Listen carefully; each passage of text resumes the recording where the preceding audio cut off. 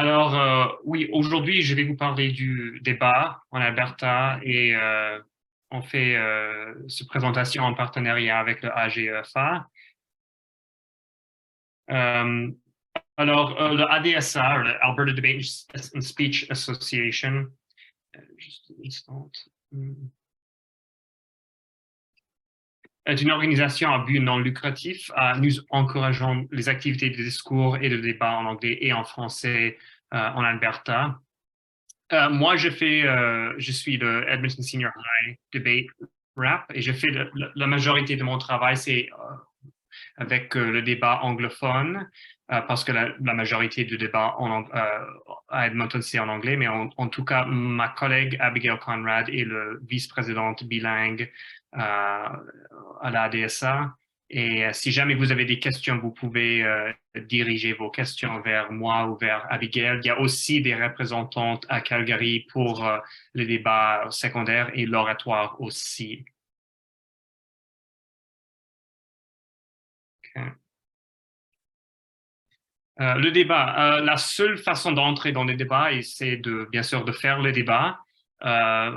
Au débat, il y a des sujets drôles. On fait des débats avec les sujets drôles. Par exemple, le meilleur type de musique est la musique country. Ou il y a aussi, on fait les débats bien sûr avec des sujets plus sérieux comme interdisant tous les plastiques à usage unique. Aujourd'hui, on va vous parler des techniques qui existent au débat et on vous encourage bien sûr d'essayer plusieurs techniques.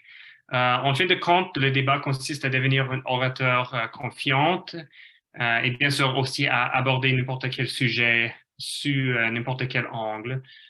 Alors, lancez-vous, amusez-vous et reconnaissez que le débat, comme d'autres métiers, est une compétence qui demande de la pratique et de la formation.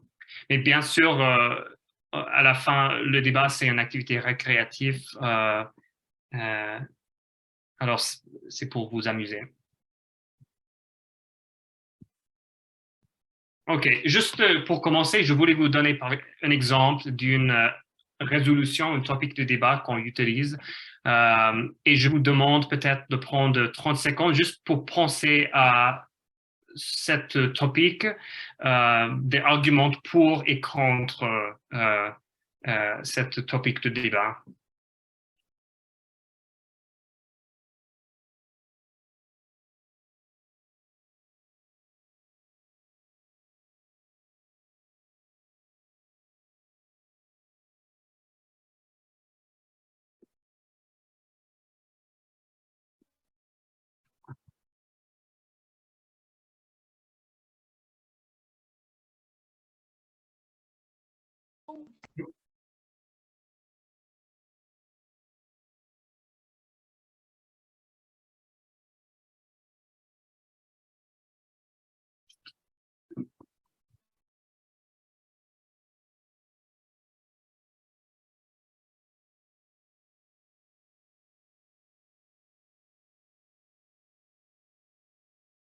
OK, même si vous n'êtes pas terminé, je vais passer à la prochaine diapositive. Alors, juste par exemple, en parlant de propositions ou les arguments pour cette résolution, les devoirs peut-être créer des stress inutiles pour les étudiantes ou pour les profs. Et aussi, ne pas avoir des devoirs à faire, ça donne du temps aux élèves pour des activités en dehors de l'école. Aussi, certains étudiants peuvent avoir des ressources qui d'autres n'ont pas. Ou pour l'opposition, si on n'a pas des devoirs à faire à la maison, c'est un retard d'apprentissage par rapport aux autres écoles et pays. Certains élèves apprennent mieux par eux-mêmes. Et puis finalement, avoir des devoirs à la maison permet à l'enseignant d'avoir plus de temps d'enseignement en classe. Alors ça, c'est juste pour vous donner une idée de comment ça se fait un débat et les deux côtés, proposition et opposition, pour et contre un topic.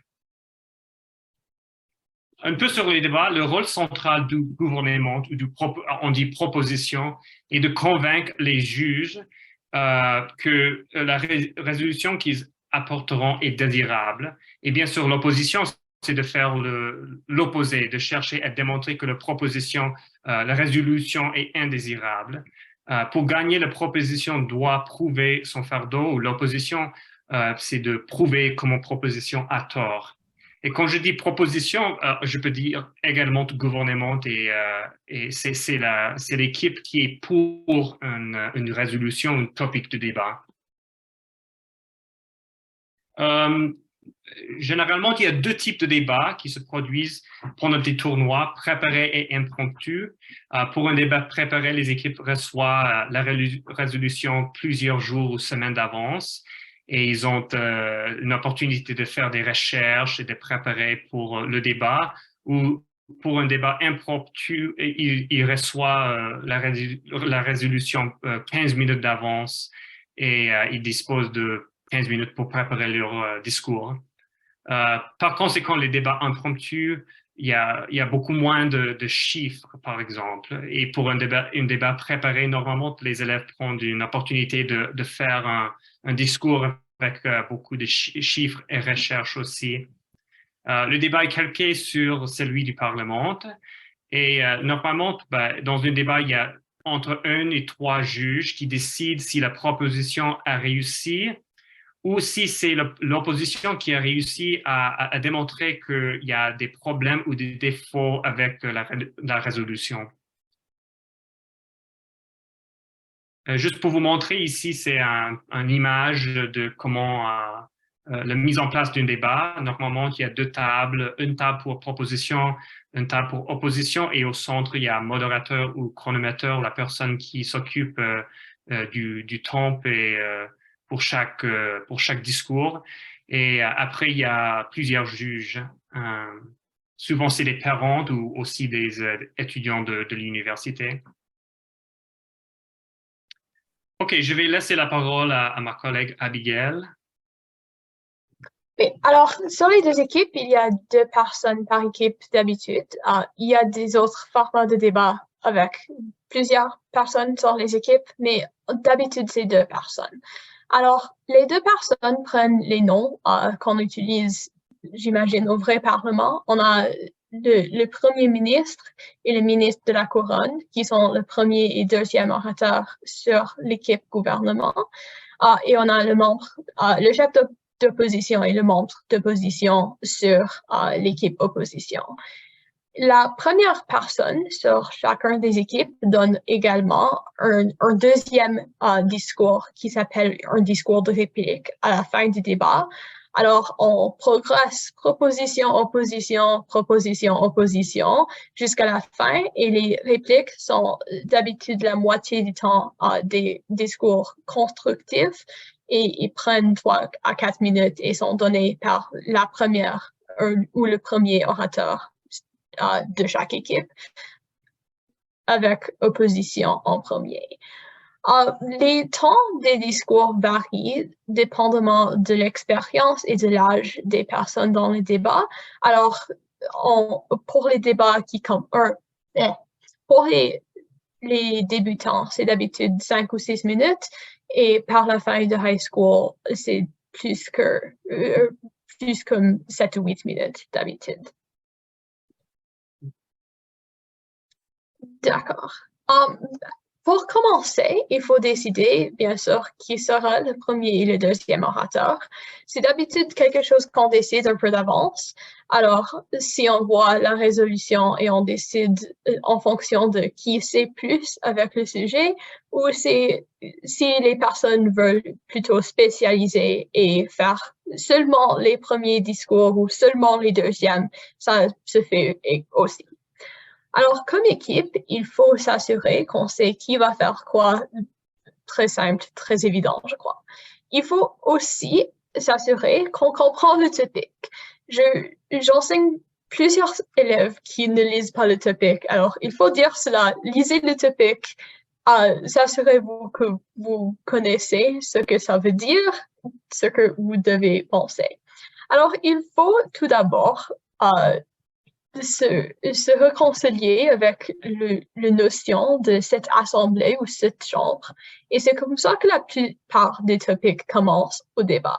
Ce n'est pas comme oh, les élèves ne devraient pas avoir les devoirs. Cette chambre croit que les élèves ne devraient pas faire de devoirs. Alors, ceci veut dire que comme débat, les 4 personnes ensemble ils agissent comme cette assemblée ou cette chambre. Et c'est d'habitude une organisation qui pourrait faire la change discutée dans le topic. Alors, ça serait peut-être le gouvernement du Canada ou les écoles en Alberta ou les écoles canadiennes. Quelque chose pour lequel ça serait logique de débattre le topic et ça serait possible d'avoir le débat. Il est peut-être en théorie possible de le définir comme quelque chose de très obscur, comme les écoles ougandaises, mais d'habitude, ce n'est pas une bonne idée. Ça ne fait pas pour un bon débat parce que l'autre équipe n'anticipe pas cette définition. Alors, d'habitude, c'est très simple, c'est très facile, c'est comme les écoles au Canada.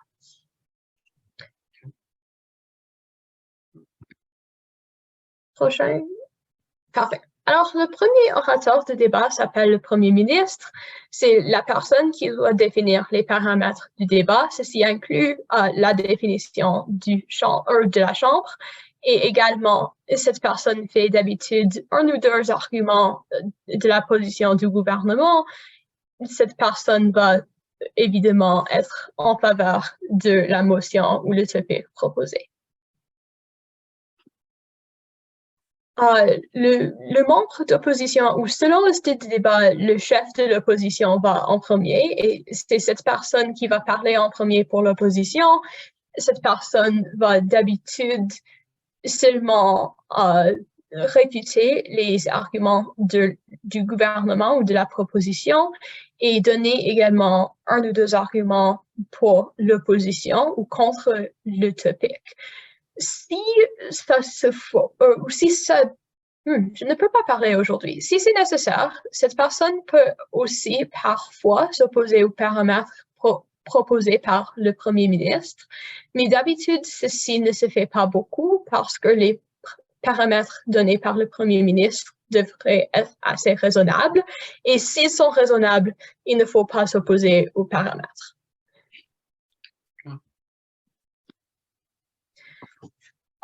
Le deuxième orateur de l'équipe proposition s'appelle le membre ou le ministre de la Couronne. Cette personne va réfuter les arguments du personne qui est venue en avant. Il va reconstruire les arguments de leur partenaire, alors du Premier ministre. Ceci veut dire seulement qu'il va réfuter la réfutation, expliquer pourquoi les arguments sont encore valides. Il va d'habitude livrer un autre argument en faveur de la motion. C'est techniquement optionnel, mais dans la plupart des styles ou des formats de débat qu'on fait au secondaire ou au junior high, ça se fait beaucoup. Alors, c'est d'habitude un total de 3 arguments par équipe dans ces formats de débat. C'est peut-être acceptable, encore selon le format de débat, de donner un discours entièrement pour la réfutation et la reconstruction, mais je ne le suggère pas parce qu'après seulement peut-être 10 minutes d'argument avant ce point, il n'y a peut-être pas beaucoup à discuter. Alors d'habitude, vous voulez faire de la réfutation, faire de la reconstruction et donner un autre argument pour le gouvernement. Et finalement, on a peut-être le chef de l'opposition ou peut-être le membre de l'opposition selon le style de débat. Vous pouvez juste penser de la deuxième personne de l'opposition et ça va parfaitement. C'est essentiellement la même chose que la personne qui est venue en avant. Alors, cette personne peut donner un autre argument. En fait, je suggère donner un autre argument. Cette personne va réfuter les arguments du gouvernement des deux orateurs, mais premièrement des arguments de la deuxième orateur. C'est la priorité parce que cette personne a donné des arguments plus récemment et des arguments qui n'ont pas été attaqués jusqu'à ce point. Et cette personne va aussi faire de la reconstruction des arguments du partenaire. Je crois que c'est tout. Alors finalement, les répliques. Et cette réplique de l'opposition est la même chose que la réplique du gouvernement. Alors je vais en discuter ensemble, je pense. Le but de ces discours, c'est de résumer le débat de la perspective de l'équipe que vous représentez pour le juge. Alors, je suggère approcher ce discours comme juge biaisé qui veut prouver aux autres juges dans le débat, ou peut-être à quelqu'un qui est venu d'entrer dans la salle et n'a pas vu le débat du tout, pourquoi cette équipe en particulier a gagné le débat. Alors, d'habitude, ça va consister de résumer les arguments de votre équipe, les réponses qui ont été données et les raisons que ces réponses ne sont pas valides, et aussi de résumer des arguments de l'autre équipe et d'expliquer pourquoi ces arguments n'étaient pas valides. D'habitude, on s'appuie surtout sur les réponses et des arguments qui ont déjà été donnés. On ne présente jamais des nouveaux arguments, mais on peut parfois présenter des nouvelles réfutations si c'est nécessaire. Et surtout, si on donne la réplique pour le gouvernement, parce que le deuxième discours de l'opposition et la réplique de l'opposition vont directement l'un après l'autre. Alors, c'est comme 8 minutes de discours sans interruption ou peut-être beaucoup plus d'opposition, et le premier ministre qui donne la réplique aura besoin de répéter certaines choses. Mais pour la plupart, on s'appuie sur la réputation et les arguments qui ont déjà été dits dans le débat. Ces discours se structurent souvent avec des thèmes ou des grands sujets qui ont été beaucoup discutés dans le débat. Alors, on peut se demander que sont les grandes questions qu'on a essayé de répondre dans ce débat, ou que sont les grands thèmes qu'on a beaucoup discutés. Et souvent, les orateurs vont diviser leur réplique dans cette manière afin de prouver au juge que c'est leur équipe qui a répondu le mieux aux questions, ou c'est leur équipe qui a répondu le mieux au thème. Mais c'est entièrement optionnel. La seule chose qu'il faut absolument faire, c'est prouver que votre équipe gagne le débat, et c'est tout. Et même chose. Alors, Quentin, vous voulez prendre ceci ou vous voulez que je continue? Si tu veux terminer ici, si tu veux faire ce diapositive, je vais faire la prochaine. Parfait. OK. La question de réputation de réplique. Je crois que j'ai dit ce mot beaucoup et je n'ai pas expliqué. Alors, je suis très contente qu'il y ait un diapositive pour cela. L'idée de la réputation, mais surtout de la réplique, le discours spécifique de la réplique, c'est pour faire pour la dernière fois un peu de clash. Alors, expliquer pourquoi l'autre équipe n'a pas raison, de résumer ce que votre équipe a dit et de renforcer vos arguments et les idées que vous soutenez le plus dans le débat, comme j'ai dit. Alors, oui, juste pour continuer, qu'est-ce que c'est le clash? On parle beaucoup de clash au débat. Le clash, c'est juste de la réfutation. Et alors ici, j'ai un exemple. Souvent au débat, c'est très important de prendre des notes tout au long du débat, de noter les arguments de l'autre équipe et aussi de votre équipe, parce que ça se peut que peut-être votre partenaire a présenté vos arguments dans une manière différente et c'est bon de noter les exemples, les arguments de toutes les équipes. Aussi, comme ça, c'est possible de voir les arguments de l'autre équipe et de comparer vos arguments aux arguments de l'autre équipe pour savoir si vous avez répondu aux arguments de l'équipe opposante. D'accord. Juste une chose pour dire, c'est que, comme Abigail disait avant, le gouvernement peut seulement contextualiser un débat dans des paramètres raisonnables. C'est-à-dire, normalement, on est en Alberta, on fait cette assemblée, c'est l'Alberta ou c'est peut-être le Canada, mais c'est rare qu'on a un débat où peut-être l'Assemblée, c'est un pays étranger ou un pays qui n'est pas soit le Canada, soit les États-Unis. Si vous possédez des connaissances spéciales, c'est mieux de ne pas contextualiser les débats, le débat dans des paramètres qui requièrent ces connaissances afin de bien pouvoir débattre le motion. Si vous avez des connaissances spatiales et vous pouvez ajouter peut-être des statistiques ou des idées à votre cas, à votre discours, c'est bon, mais au niveau des définitions, au niveau de la contexte, c'est mieux de rester à un niveau plus généraliste. Si vous êtes en doute, c'est mieux d'avancer un contexte mieux connu. Alors, on vous présente aujourd'hui beaucoup de choses, beaucoup de détails, mais c'est juste pour vous donner une idée de qu'est-ce que c'est le débat. Maintenant, on va passer au comment élaborer vos arguments. Alors, ce qu'on a parlé à propos des discours et tout ça, c'est important, mais c'est plutôt que quand vous allez commencer le débat. Mais maintenant, alors, pour élaborer vos arguments, soyez certain de ne pas vous contredire. Ça, c'est important, bien sûr. Normalement, 3 à 5 arguments par équipe est raisonnable. Quelque chose qui est un peu difficile ou compliqué pour les gens qui commencent en débat, c'est d'approfondir vos arguments. Et on peut faire ça normalement en demandant pourquoi, comment. Et c'est une manière de prendre une argument et de la développer un peu. Comme j'ai dit avant, utiliser ses connaissances. Et c'est toujours mieux d'avoir peu d'arguments bien développés que de ne pas développer les arguments, mais d'en avoir plus. Et bien sûr, en demandant pourquoi et comment, on peut se demander quelles sont les conséquences de cette résolution et mon argument sur la société et qui sont les personnes ou les parties influencées par la résolution. Juste pour continuer avec l'élaboration, pensez à ce que votre équipe cherche à prouver dans le débat. Quelles preuves existent que vous avez raison, soit proposition, soit gouvernement, soit opposition, et comment vous démontrez les parallèles qui existent entre les preuves et chaque argument.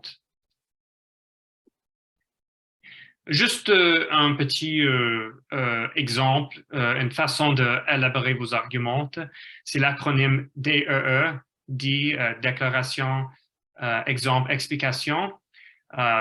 Vous commencez par concrétiser les arguments. Après, vous fournissez des preuves pour les juges, peut-être un exemple, peut-être une anecdote. Et finalement, vous solidifiez vos points pour gagner le débat. Vous faites une analyse, comment l'exemple se connecte au thème ou à la résolution du débat. Alors, juste pour donner un exemple, je ne vais pas tout lire, mais par exemple, un débat, est-ce qu'on devrait avoir des portables, des téléphones portables à l'école? Normalement, comme on a dit avant, 3 arguments par équipe, 2 pour le premier orateur et 1 pour le deuxième.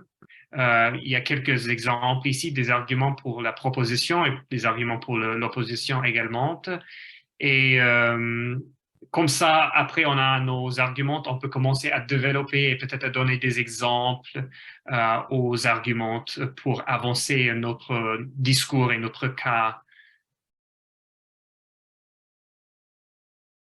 Quelque chose qui est très important et qui aide beaucoup pour les gens qui commencent en débat, les débutants, c'est de faire un plan d'arguments. Et aussi, ça marche très bien pour les juges, parce que si les juges comprennent que je vais parler de ma première argument et ma deuxième après, c'est à propos de l'économie ou c'est à propos de quelque chose d'autre, ils peuvent eux-mêmes faire un plan clair pour pouvoir juger le débat. Alors, donne une plan clair et concis et ça aide à renforcer les points accordés et ça devrait être normalement fait au début, au milieu et aussi à la fin de chaque discours. Et normalement, on dit, il y a une expression en débat, dis ce que tu vas dire, dis-le et dis ce que tu as dit. Et ça, c'est une façon de montrer très clairement aux juges votre plan d'argument.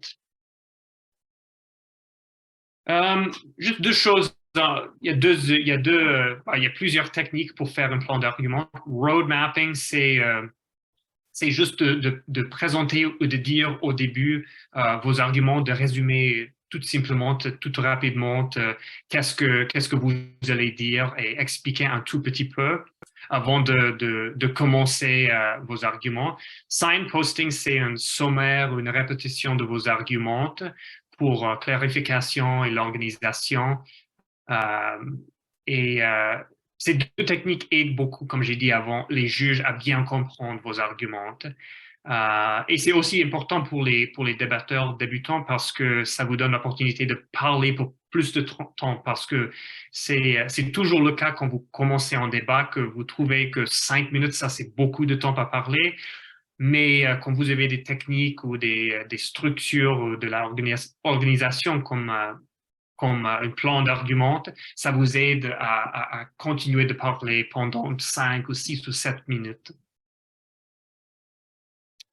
Une chose intéressante dans les débats, normalement, quand votre équipe opposante parle, vous n'avez pas le droit de parler ou de présenter des arguments, mais on a quelque chose qui s'appelle point d'information. Et je mets des images du Parlement parce que ça origine de l'histoire du Parlement ou dans le passé, quand la partie opposante voulait dire quelque chose pendant un discours, il se lève de la chaise avec la main sur la tête pour ne pas faire quitter la perruque et aussi l'autre main pour montrer qu'il n'y a pas d'armes. Parce que à ce temps-là, je pense que c'était beaucoup plus violent au Parlement. Mais en tout cas, le point d'information, c'est une question courte posée à l'équipe opposante pendant leur discours. Les points d'information peuvent être acceptés ou rejetés. Alors, si je me lève et l'autre équipe ne veut pas prendre le point, en ce moment, je n'ai pas le droit de donner le point. Pertinent, c'est important, c'est pas seulement pour interrompre le discours opposant, c'est pour présenter une question pertinente. Et ça devrait illustrer un défaut dans les arguments de l'autre équipe ou présenter une question importante. POI, point d'information, c'est court et c'est clair. C'est pas une opportunité de parler pendant 2 minutes. C'est normalement 10 ou 15 secondes. Et comme j'ai dit, c'est une question, c'est pas un résumé. Juste pour arriver à la fin, on va parler tout rapidement des modèles. C'est pas comme dans l'image, c'est normalement pas si compliqué que ça. Un modèle, ça veut dire dans un monde idéal, comment est-ce que le gouvernement prend des mesures pour mettre en place la motion. C'est pas toujours nécessaire, ça dépend du débat. Par exemple, si on a un débat à propos de légalisation souvent, c'est quand une activité du gouvernement va changer le status quo qu'on a un modèle. Exemple, mettre en place une taxe pour accomplir la résolution. On va mettre en place une taxe, créer un nouveau département gouvernemental, privatiser un service public, etc. Et ce n'est pas toujours nécessaire. Et ce n'est pas nécessaire d'adresser le coût, le temps exact du déroulement ou l'information législative précise. Ça ne veut pas dire que ce n'est pas bon de développer, peut-être de parler de comment ça va coûter si on a un programme qui va coûter beaucoup pour le gouvernement. Mais en tout cas, c'est juste pour vous présenter que le modèle, c'est quelque chose qui existe souvent pour le gouvernement et des fois pour l'opposition, mais c'est beaucoup plus commun pour le gouvernement de proposer un modèle pour la résolution qu'il veut gagner. OK, juste enfin, comment parler au débat? Ça, c'est peut-être, on a présenté beaucoup de choses aujourd'hui et peut-être la chose que vous vous demandez, c'est finalement comment parler, comment vous présentez au débat. Soyez confiante et se lever lorsqu'on prend la parole. Parlez clairement et adopter une bonne posture. Tout ça, utilisez les gestes pour aider votre argument. Prenez le temps de regarder les juges, de ne pas regarder vos notes. Soyez respectueux et amusez-vous. Oui, et c'est quelque chose que vous allez apprendre après plusieurs ateliers, plusieurs tournois de débat que vous faites. C'est quelque chose qui arrive avec de l'expérience et de la pratique. OK. Pour les étudiants qui s'intéressent au débat et aussi, bien sûr, pour les parents et pour les profs, souvent, surtout pour les débats francophones en Alberta, on se demande toujours comment commencer, est-ce qu'il y a des ressources disponibles? Et oui, sur le site web de l'Alberta Debate and Speech Association, le lien, c'est là et je peux vous donner le lien aussi après la présentation. On a sur le site web beaucoup d'informations et beaucoup de ressources pour les débats francophones et le débat bilingue. Il y a des documents comment préparer un débat pour les étudiantes et aussi des documents pour les profs à utiliser si vous vous intéressez à faire un tournoi du débat au futur à votre école. Juste pour vous rappeler, il y a le sommet de débat, c'est le 3 et le 4 février à Edmonton, au campus Saint-Jean, comme Mme Denise Lavallée a dit au début. La date limite d'inscription, c'est le 13 janvier. Et on va faire un débat. Chaque débat va être entre une équipe, deux équipes, une équipe de proposition au gouvernement et une équipe d'opposition. Et on aura une espèce d'atelier aussi connecté avec le sommet de débat. Alors, s'il y a des gens qui veulent participer, mais qui n'ont jamais fait de débat dans le passé et qui ne sont pas qui ne sont pas ici aujourd'hui, c'est pas grave. On va faire une espèce d'atelier pour les aider. OK, juste à la fin, avez-vous des questions? Si vous avez des questions, vous pouvez mettre les questions en chat ou vous pouvez me demander directement.